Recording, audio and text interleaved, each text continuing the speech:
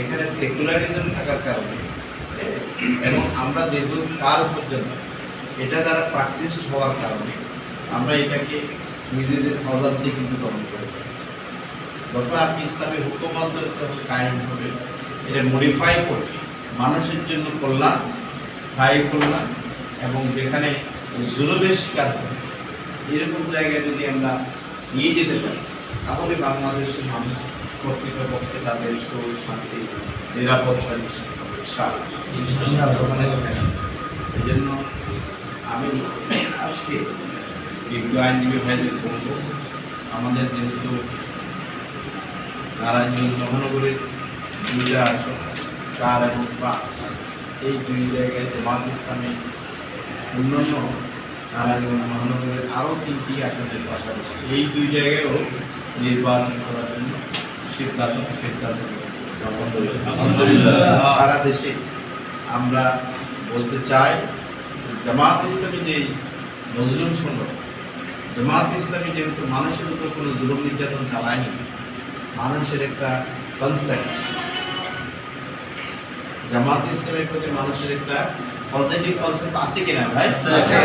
ATM Azharul ইসলামের মুক্তির পরে যারা একটু দুর্দল্যমান অবস্থা ছিল, জামাত কি যুদ্ধ অপরাধী না, আপনারা আইনের লোক, এগুলো কথাগুলো বলা লাগছে।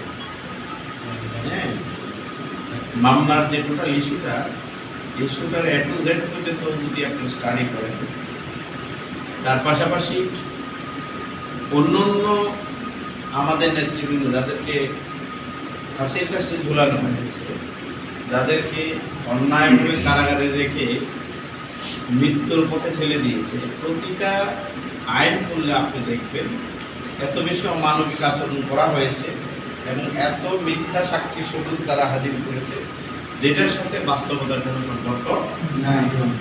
এটা আমরা বিশ্বাস করেন কিনা ভাই? সুতরাং এই জন্য আল্লাহ সাল্লাল্লাহু আলাইহি ওয়াসাল্লাম ব্যক্তি নৈতিক চরিত্র গঠনের জন্য অনেকগুলো নসিহতের মধ্যে একটা নসিহত হচ্ছে কুলিল হক ওয়া ইন কানা মুনকার। হক কথা বলো, এটা তিক্ত হলো, হক কথা বলো, এটা কি তিক্ত হলো। ভাইয়েরা, এই হক কথা বলার লোক হচ্ছে না। আপনারা যদি সত্য কথা বলতে না পারেন, আপনারা যদি যুক্তি তথ্য দিয়ে যদি আসল কথা মানুষকে বুঝাতে না পারেন, আর কেউ এই সত্য কথা বলতে পারবে না, আর কেউ এটা বুঝাতে পারবে না। আমার মনে হয় আগে ভয় ভীতি আশঙ্কা থাকলেও দেশের এই পজিটিভ বিরাজমান পরিস্থিতিতে আমাদের মনে হয় আল্লাহ ছাড়া কাউকে কি ভয় পাওয়ার দরকার আছে? আমরাও তো হাসিনারে কি একটু ভয় পেয়ে গেছিলাম যে এই মহিলা দেশ ছাড়া কোনো সুযোগ না, কোনো পরিস্থিতি দেখা যাচ্ছে। কিন্তু আল্লাহ তাআলা সিদ্ধান্ত হচ্ছে যে তোমরা যা চাও তা হবে না, আল্লাহ তাআলা যা চান তাই হবে। আমরা বেঁচে থাকবো, যতদিন বেঁচে থাকবো একে আমরা করতেই থাকবো ইনশাআল্লাহ। দেশে নির্বাচন আবহাওয়া তৈরি হয়েছে। এই নির্বাচনে নারায়ণগঞ্জ জেলার 5টা আসন আছে। এই 5টা আসনে জামাত ইসলামী নমিনি ঘোষণা করেছে। আপনাদের কাছে 3টা আসন হলো 4 আর 5, 3ও একটা আসন আছে। 3-এ আমাদের একজন অনেক উচ্চ মানের প্রার্থী আছে, পিএইচডি করারও অনেক শিক্ষিত লোক, ডক্টর মাওলানা প্রিন্সিপাল ইকবাল হোসেন। আবার 2-এ আছে একজন অধ্যাপক ইলিয়াস মোল্লা, একাধিকবার চেয়ারম্যান ছিলেন। 1-এ যেটা রূপগঞ্জে, সেখানে একজন আমাদের বড় ব্যবসায়ী আছে, আনোয়ার হাসান মোল্লা। 4 আসন, যেটা 4 আসনে হল বাংলাদেশের ইসলামী ছাত্র শিবিরের সাবেক কেন্দ্রীয় সভাপতি, জামাত ইসলামী বাংলাদেশের কেন্দ্রীয় কর্মপরিষদের সদস্য, নারায়ণগঞ্জ মহানগরীর আমির, ওনাকে আমরা 4 আসনের জন্য প্রার্থী ঘোষণা করেছি। প্রার্থী শুধু আমার এই কজনেই না, প্রার্থী বহুত হবে, সকল দলের হবে।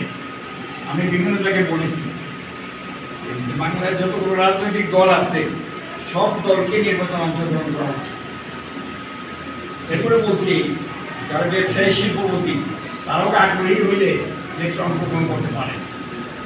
এরপরেও এছাড়াও সাধারণ মানুষের মধ্যে উকিল মুক্তার ইমাম মুয়াজ্জিন খতিব যারা আছে কেউ ইলেকশন করতে চান তো সকল ইলেকশন করার সুযোগ আছে। আর গভর্নমেন্টের উচিত হলো এই নির্বাচনে যে অংশগ্রহণ করবে নির্বাচনে যে একটা সমতল ভূমি তৈরি করবে সেটা গভর্নমেন্টের উচিত। এই নির্বাচনে জামাত ইসলামী নির্বাচন এই জন্যই করবে কোরআনের আইনকে বিজয়ী করার জন্য, ইসলামকে বিজয়ী করার জন্য, কোরআনকে বিজয়ী করার জন্য, কোরআনের আইনকে প্রতিষ্ঠিত করার জন্যই জামাত নির্বাচন অংশগ্রহণ করেছে।